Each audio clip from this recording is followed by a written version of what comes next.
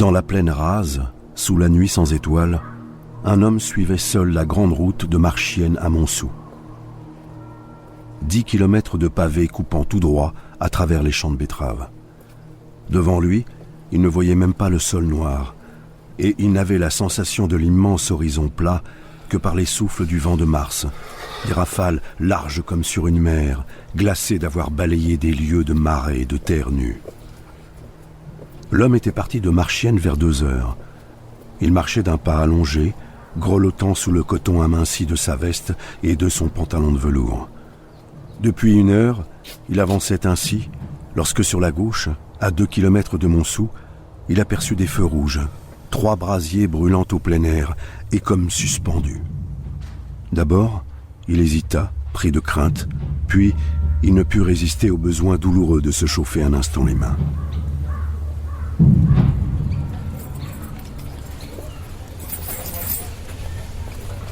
Bonjour. Bonjour. Mon nom est Étienne Lantier, je suis machineur. Il n'y a pas de travail ici. Je travaille pour un machineur, là. Non. Si ça a encore présenté 2 hier, non, il n'y a rien. C'est une fosse, n'est-ce pas?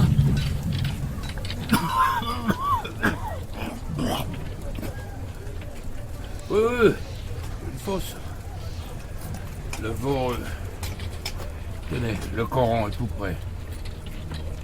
Étienne regardait, retrouvait chaque partie de la fosse, le hangar goudronné du criblage, le beffroi du puits, la vaste chambre de la machine d'extraction, la tourelle carrée de la pompe d'épuisement. Cette fosse, tassée au fond d'un creux, dressant sa cheminée comme une corne menaçante, lui semblait avoir un air mauvais de bête goulue, accroupie là pour manger le monde. Tout en l'examinant, il songeait à lui, à son existence de vagabond, depuis 8 jours qu'il cherchait une place. Il se revoyait dans son atelier du chemin de fer, giflant son chef, chassé de l'île, chassé de partout. Rien, plus un sou, pas même une croûte. Qu'allait-il faire ainsi par les chemins? Il y a des fabriques à Montsou.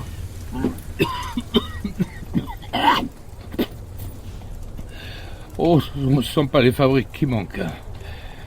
Fallait voir ça, il y a 3 ou 4 ans. Tout ronflait, on pouvait trouver des hommes, jamais on n'avait tant gagné. Et voilà qu'on se remet à se serrer le ventre. Une vraie pitié dans le pays. On renvoie le monde, les ateliers ferment les uns après les autres. C'est peut-être pas la faute de l'empereur, mais pourquoi va-t-il se battre en Amérique? Sans compter que les bêtes meurent du choléra comme les gens. Bientôt les routes seront pleines de mendiants. Ah oui, ça finira par mal tourner, car il n'est pas Dieu permis de jeter tant de chrétiens à la rue. Bon, nous autres, ça va, jusqu'à présent.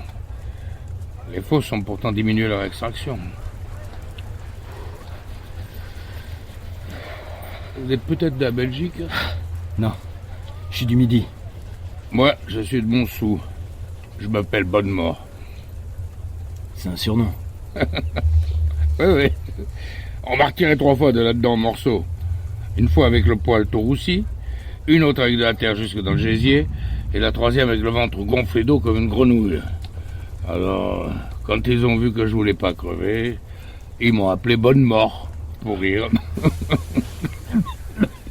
Il y a longtemps que vous travaillez à la mine? Longtemps? Ah oui. J'avais pas 8 ans lorsque je suis descendu, et j'en ai 58 à cette heure. Calculez un peu. J'ai tout fait là-dedans. Jusqu'au moment où il aura fallu me sortir du fond parce que le médecin disait que j'allais y rester. Alors il y a 5 années de ça, ils m'ont fait chartier. Hein, c'est joli, 50 ans de mine. Donc 45 au fond. Ils me disent de me reposer. Moi je veux pas, ils me croient trop bête. J'irai bien 2 années jusqu'à ma 60aine pour avoir la pension de 180 francs. Si je leur souhaitais le bonsoir aujourd'hui, ils m'accorderaient tout de suite celle de 150. Ils sont malins, les bougres. D'ailleurs, je suis solide à part les jambes. C'est, voyez-vous, l'eau qui m'est rentrée sous la peau, à force d'être arrosée dans les tailles. Il y a des jours où je peux plus remuer une patte sans crier.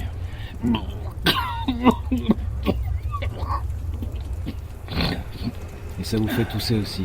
Non, je me suis enrhumé l'autre mois. Jamais je ne toussais. À présent, je peux plus me débarrasser. Et le drôle, c'est que je crache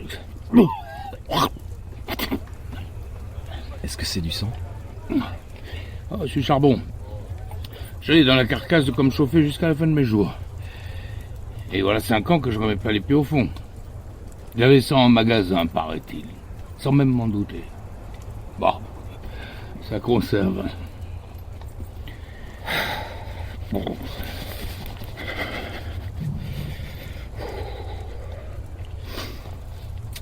Et les riches, votre compagnie?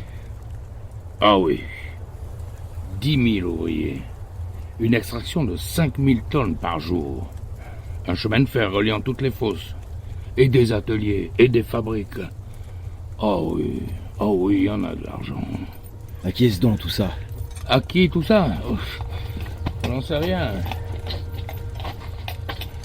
Des gens? Sa voix avait repris une sorte de peur religieuse. C'était comme s'il lui parlait d'un tabernacle inaccessible, où se cachait le Dieu repu et accroupi auquel ils donnaient tous leur chair et qu'ils n'avaient jamais vu.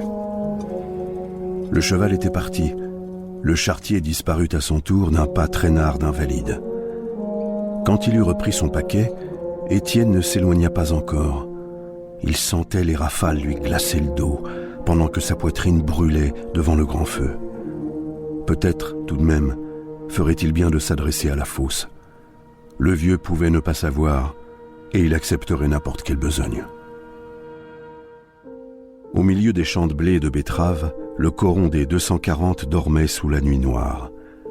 On distinguait vaguement les 4 immenses corps de petites maisons, des corps de caserne ou d'hôpital, géométriques, parallèles, que séparaient les 3 larges avenues divisées en jardins égaux. Chez les Maheu, au numéro 16 du 2e corps, rien ne bougeait. Dans la chambre, carrée, à 2 fenêtres, s'entassaient 3 lits. Dans le lit de gauche, Zacharie, l'aîné, un garçon de 21 ans, était couché avec son frère Jeanlin, qui achevait sa 11e année. Dans celui de droite, 2 mioches, Lénore et Henri, la première de 6 ans, le second de 4, dormaient au bras l'un de l'autre. Tandis que Catherine partageait le 3e lit avec sa sœur Alzire, si chétive pour ses 9 ans, qu'elle ne l'aurait même pas senti près d'elle, sans la bosse de la petite infirme qui lui enfonçait les côtes.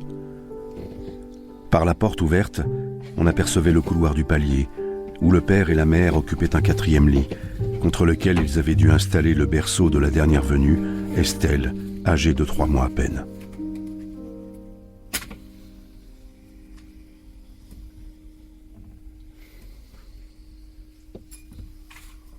Mon sacré nom, il est l'heure. C'est toi qui allumes, Catherine? Oui, père. Ça vient de sonner en bas. Bah, dépêche-toi donc, feignante. Si tu avais moins dansé hier dimanche, tu nous aurais réveillés plus tôt. Oh, voilà, une vie de paresse.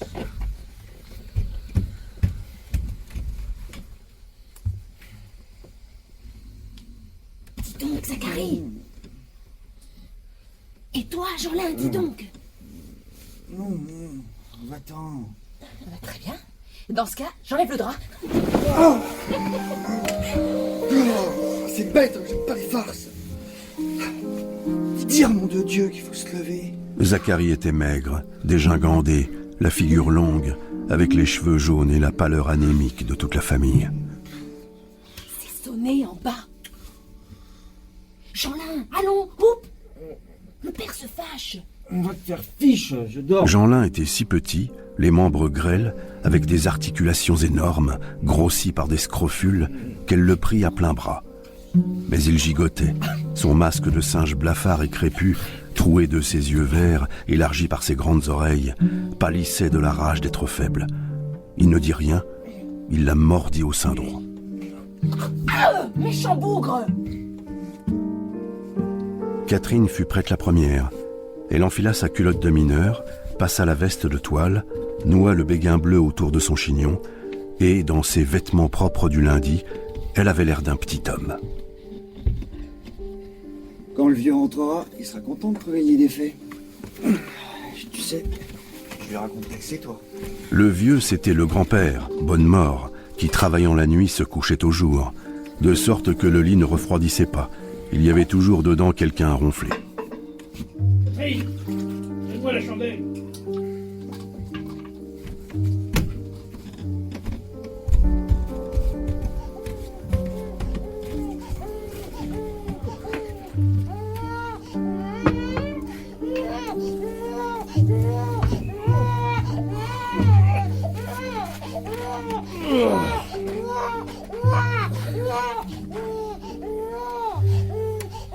Te tairas-tu, vermine?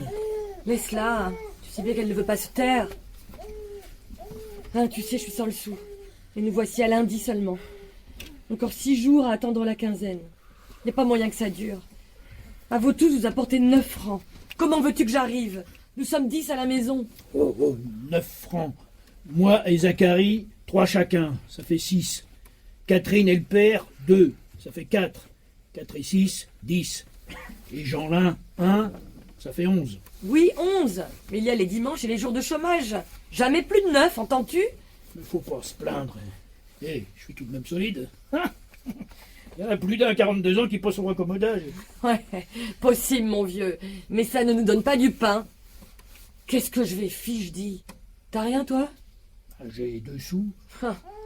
Garde-les pour boire une chope. Mon Dieu, qu'est-ce que je vais fiche? 6 jours. Ça n'en finit plus. Nous devons 60 francs à Maigrat qui m'a mise à la porte avant-hier. Ça m'empêchera pas de retourner le voir, mais il s'entête à refuser. Tiens, prends-la, je l'écraserai. De Dieu d'enfant, ça ne manque de rien, sa tête, et ça se plaint plus haut que les autres. Mais est-ce que les bourgeois de la Piolaine ne t'ont pas dit d'aller les voir? Oui, ils m'ont rencontré. Ils portent des vêtements aux enfants pauvres. Enfin, je mènerai ce matin chez eux Lénore et Henri. S'ils me donnaient 100 sous seulement. Qu'est-ce que tu veux? C'est comme ça. Arrange-toi pour la soupe. Ça n'avance à rien d'en causer. Vaut mieux être là-bas au travail. Bien sûr. Souffle la chandelle. Je n'ai pas besoin de voir la couleur de mes idées. Hé, Zacharie, Jeanlin, on y va. En bas, Catherine coupa les tranches de pain, en prit une qu'elle couvrit de fromage, en frotta une autre de beurre, puis les colla ensemble. C'était le briquet, la double tartine emportée chaque matin à la fosse. Bientôt, les 4 briquets furent en rang sur la table, répartis avec une sévère justice, depuis le gros du père jusqu'au petit de Jeanlin. Chacun prit sa paire de sabots sous le buffet, se passa la ficelle de sa gourde à l'épaule et fourra son briquet dans son dos, entre la chemise et la veste. Et ils sortirent, les hommes devant, la fille derrière, soufflant la chandelle, donnant un tour de clé. Maintenant, dans le coron, les lumières s'éteignaient. Une dernière porte claqua, tout dormait de nouveau, les femmes et les petits reprenaient leur somme au fond des lits plus larges.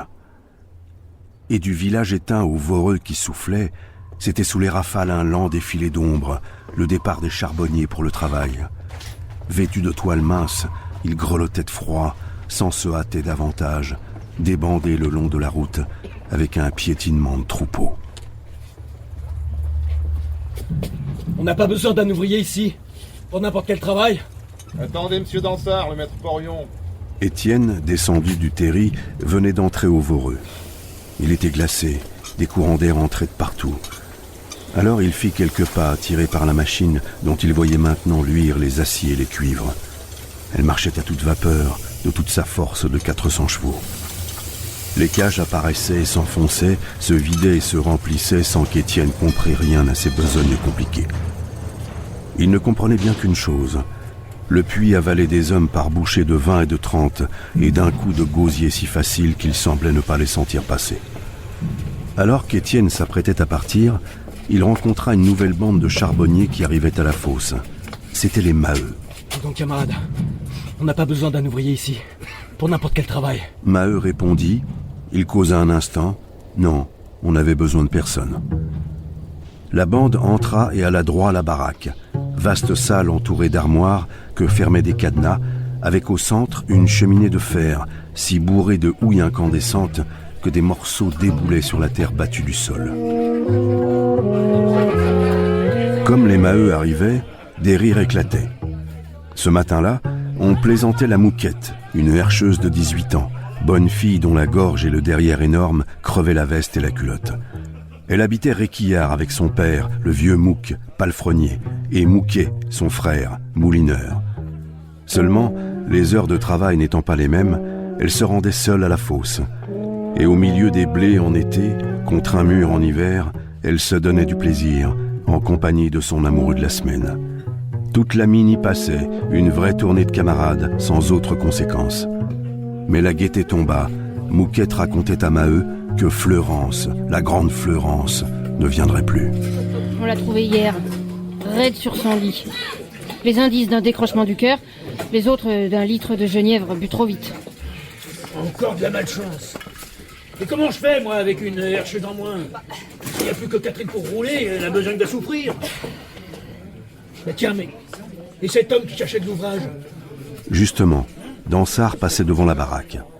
Maheu lui demanda l'autorisation d'embaucher l'homme. Dansard permit, mais en se réservant de faire ratifier sa décision par M. Négrel, l'ingénieur. Ah il est loin l'homme, s'il court toujours. Non, je l'ai vu s'arrêter aux chaudières. Pardon, feignant.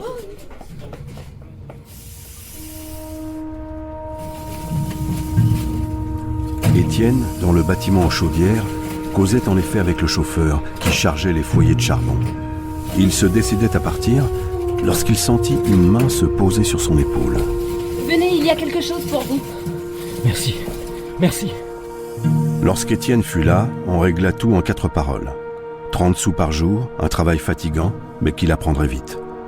Maheu lui conseilla de garder ses souliers et il lui prêta une vieille barrette, un chapeau de cuir destiné à garantir le crâne, précaution que le père et les enfants dédaignaient. Au guichet, chaque ouvrier prit sa lampe, poinçonnée à son chiffre. Puis il l'examina, la ferma lui-même, pendant que le marqueur, assis à une table, inscrivait sur le registre l'heure de la descente. La cage les attendait, d'aplomb sur les verrous. Maheu, Zacharie, Levaque, Catherine s'y glissèrent, et comme il devait y être 5, Étienne y entra à son tour. Enfin, une secousse l'ébranla, et tout sombra. Et nous voilà partis. Étienne éprouvait un vertige anxieux de chute qui lui tirait les entrailles. Cela dura tant qu'il fut au jour, au milieu de la fuite tournoyante des charpentes. Puis, tombé dans le noir de la fosse, il resta étourdi, n'ayant plus la perception nette de ses sensations. Le puits à 4 mètres de diamètre. Le cuvelage aurait bien besoin d'être refait car l'eau filtre de tous côtés. Et tenez, nous arrivons au niveau. Vous entendez? Le froid devenait glacial.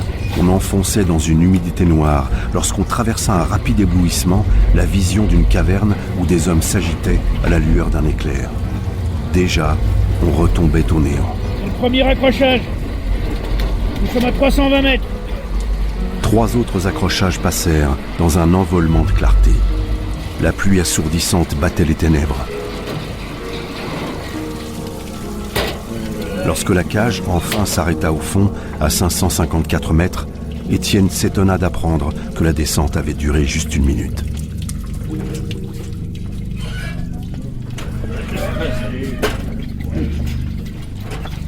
Par ici, nous avons à faire 2 bons kilomètres. À mesure qu'on avançait, la galerie devenait plus étroite, plus basse, inégale de toit, forçant les échines à se plier sans cesse. Étienne, rudement, se heurta la tête. Sans la barrette de cuir, il avait le crâne fendu. Pourtant, il suivait avec attention devant lui les moindres gestes de Maheu. Le jeune homme souffrait aussi du sol glissant. Mais ce qui l'étonnait surtout, c'étaient les brusques changements de température.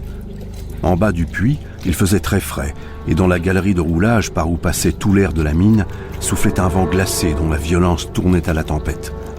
Ensuite, à mesure qu'on s'enfonçait dans les autres voies, qui recevaient seulement leur part disputée d'aérage, le vent tombait, la chaleur croissait, une chaleur suffocante d'une pesanteur de plomb. À droite, la veine Guillaume. C'est ici que se trouve notre taille.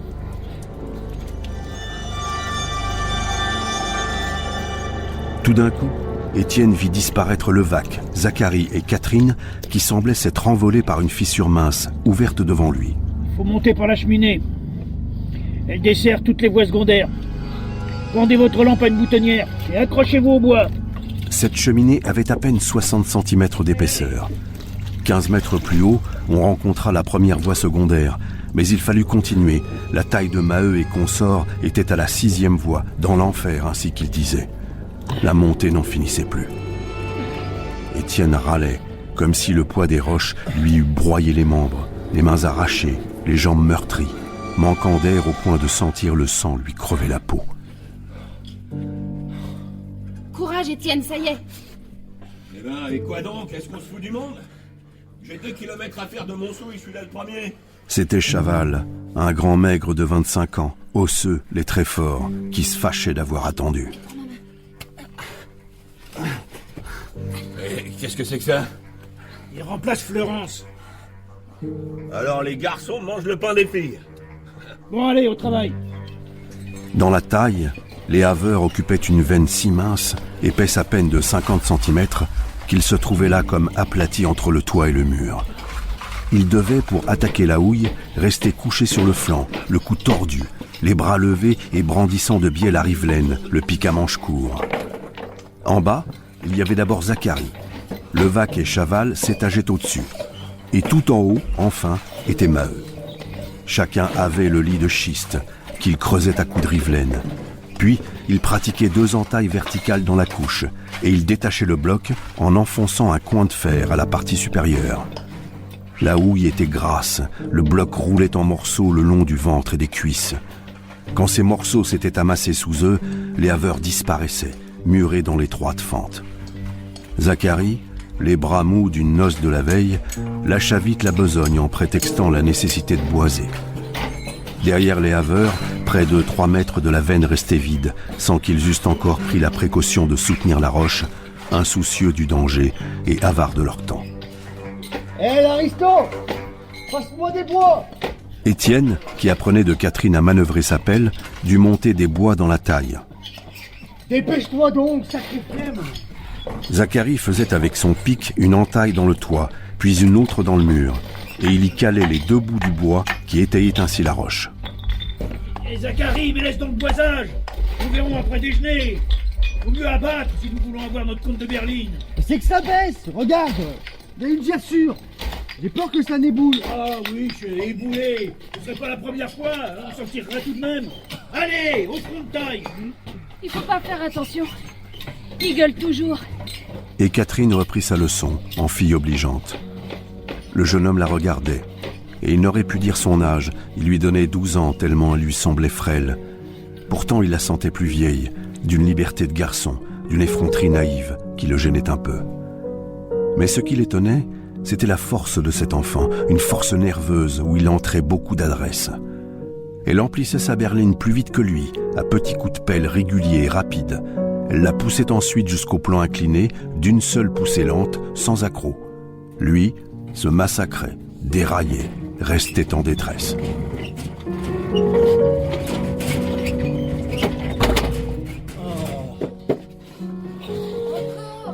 Nom de nom!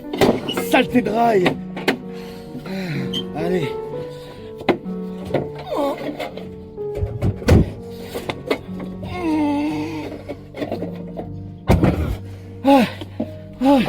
J'y arriverai jamais.